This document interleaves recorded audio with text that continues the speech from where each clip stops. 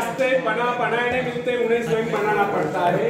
मंजिलें यूं ही नहीं मिलती यारो, उन्हें मेहनत से हासिल करना पड़ता है, उन्हें मेहनत। फ्रेंड्स, जब सागर शांत हो तो जहाज के चालक को अधिक होशियार से जहाज चलाने की आवश्यकता नहीं पड़ती, लेकिन जैसे ही तूफान आता है, जहाज डूबने का खतरा पैदा होता है, तब यही चालक या कप्तान अधिक सावधानी बरतने लगता है। जब जहाज में सवार सभी लोग घबरा रहे होते हैं, तब यही कप्तान मुस्कुराता हुआ अपनी संपूर्ण योग्यता को काम में लाता हुआ जहाज को डूबने के संकट से बचाकर सही सलामत ले जाता है। वास्तविक ऐसी योग्यता की परीक्षा दुख और संकट के समय होती है। जब कोई इंसान थोड़ी पूंजी लगाकर अपने व्यापार का विस्तार करता है, तो उसे वर्षों तक कठोर परिश्रम करने पड़ते हैं। इस परिश्रम से वह कुछ कमाने युक्त होता है। यह परिश्रम ही उसके विजय का प्रतीक होते हैं। अपने ग्राहकों को शब्द जाल में फंसाकर वो अपने व्यापार को बढ़ाता है और एक दिन सफल व्यापारी बन जाता है। बाद में छोटे मोटे कारोबारी संकट उसका कुछ नहीं बिगाड़ पाते। जो लोग इससे पहले उसे कम पूंजी वाला समझकर उसका मजाक उड़ाया करते थे, आज वही लोग उसकी सफलता की प्रशंसा करते नजर आते हैं। इसे कहते हैं अपने हाथों अपने भाग्य का निर्माण, आत्मशक्ति का चमत्कार। फ्रेंड्स, जिसके पास धन की शक्ति हो, उसे शिक्षा प्राप्त करके या विद्या प्राप्त करके आत्म विकास करने का अवसर कहां है? वह तो धन की शक्ति पर निर्भर कर यही सोचता रहता है, मैं चाहूं तो विद्वानों को खरीद सकता हूं। लेकिन फ्रेंड्स, जो विद्या प्राप्त करना सबसे जरूरी समझता है, वह रात रात भर अध्ययन करता रहता है, क्योंकि उसे पता है कि उसका कोई सहारा नहीं। सहारा बनेगा तो वह उसका अपना स्वयं का ज्ञान। जिस आदमी को पता हो जाता है कि उसे बाहरी सहायता मिलना बंद होगा, वो या तो अपने पांव पर खड़ा हो जाएगा, गिर जाएगा। वास्तविक उस समय उसे बहुत ही कठोर परिश्रम की आवश्यकता महसूस होगी। असफलता के कलंक से बचने के लिए उसे अपने व्यक्तित्व की रक्षा करनी चाहिए। ऐसे लोग अपने आत्मविश्वास की शक्ति के बल पर दिन रात कड़ी मेहनत करते हैं और सफल हो जाते हैं। फ्रेंड्स, जब मनुष्य पर संकट की घड़ी आ जाती है, जब वह किसी भी तरह से अपनी जीविका चलाने में असमर्थ हो जाता है, तब कोई निर्णय होता है जो सफलता प्राप्ति के लिए खून पसीना एक कर देता है, ताकि उसे असफलता का मोह न देखना पड़े। संकट काल में तो मनुष्य की बुद्धि का पता चलता है। कई बार ऐसे अवसर पर ऐसी सफलता मिलती है जिसकी मनुष्य ने सपने में भी आशा नहीं की। वो स्वयं सोचने लगता है कि मुझे इतनी सफलता कैसे मिली।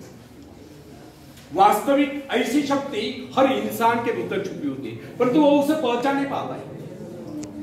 जैसे वो संकटों से गिर जाता है, वैसे ही शक्ति बाहर निकलकर उसकी सहायता करने आ जाती है। जो काम इससे पहले वो असंभव समझ रहा था, वही काम पूरे होने लगते हैं।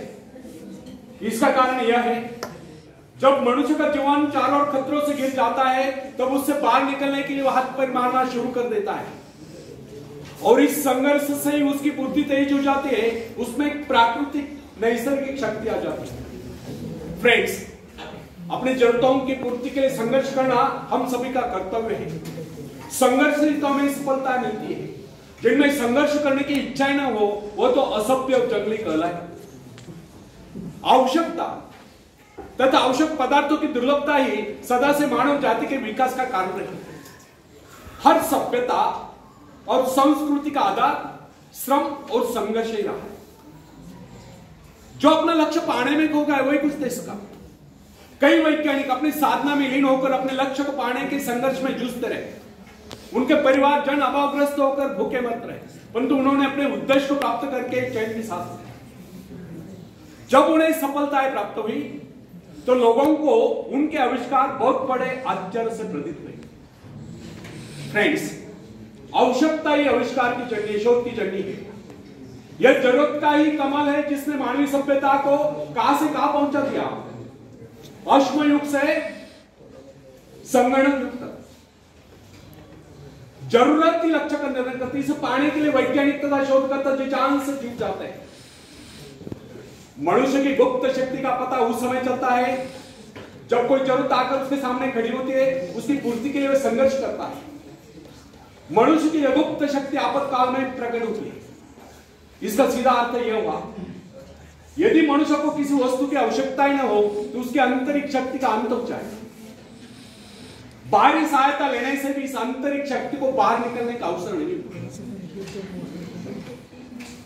जो काम इस शक्ति द्वारा ले जाने वाला था वही काम हम दूसरों की सहायता लेकर झटपट कर डालते हैं और पंगु तथा शक्तिहीन बने रहते। इसलिए फ्रेंड्स, हमें एक बात कदापि नहीं भूलनी चाहिए, अपने मित्रों की सहायता लेने के बजाय या दूसरों की सहायता लेने के बजाय अपने आंतरिक शक्तियों की सहायता लेना हमारे लिए अधिक उचित होगा।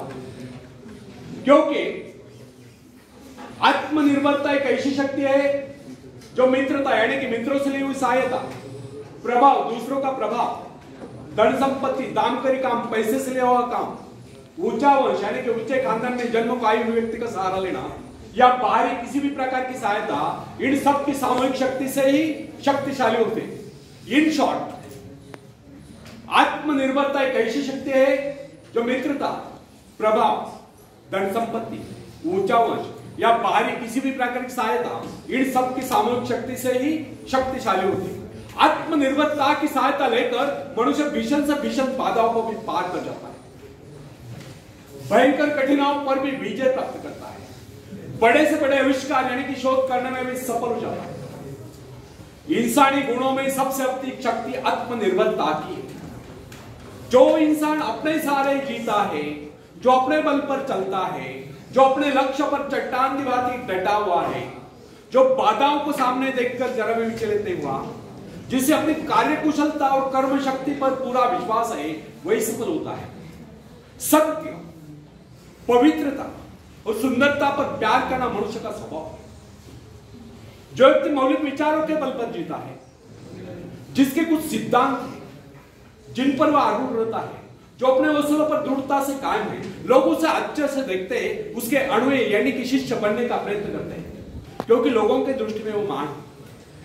फ्रेंड्स, यदि आप भी मान बनना चाहते हो तो अपनी शक्तियों को पहचानो। ईश्वर ने जो शक्ति आपको प्रदान की है वो आपके भीतर छुपी हुई है, उसे जगाकर बाहर लाओ।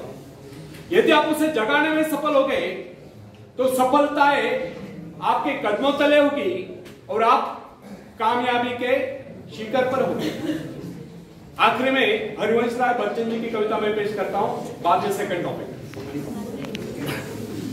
लहरों से डरकर नौका पार नहीं होती, कोशिश करने वालों की कभी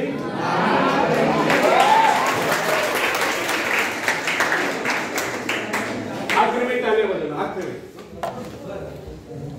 नन्ही चींटी जब दाना लेकर चलती है, चढ़ती दीवारों पर 100 बार फिसलती है। नन्ही चींटी जब दाना लेकर चलती है, चढ़ती दीवारों पर 100 बार फिसलती है। मन का विश्वास रगों में सांस भरता है, चढ़कर गिरना, गिरकर चढ़ना न करता है। आखिर उसकी मेहनत बेकार नहीं होती, कोशिश करने वालों की कभी कोशिश करने वालों की डुबकिया सिंधु में गोताखोर लगाता है। सिंधु में भी समुद्र है। डुबकिया सिंधु में गोताखोर लगाता है, जा जाकर खाली हाथ लौट कर आता है। मिलते नहीं सोची मोती गहरे पानी में, मिलते नहीं सोची मोती गहरे पानी में, मुट्ठी उसकी खाली हर बार नहीं होती, कोशिश करने वालों की कभी कोशिश करने वालों की कभी। और आखिरी पद आप सबके लिए बहुत इंपॉर्टेंट है, पूरे ध्यान से सुनो। आखिरी में तालियां बजाना, बीच में नहीं बजाना।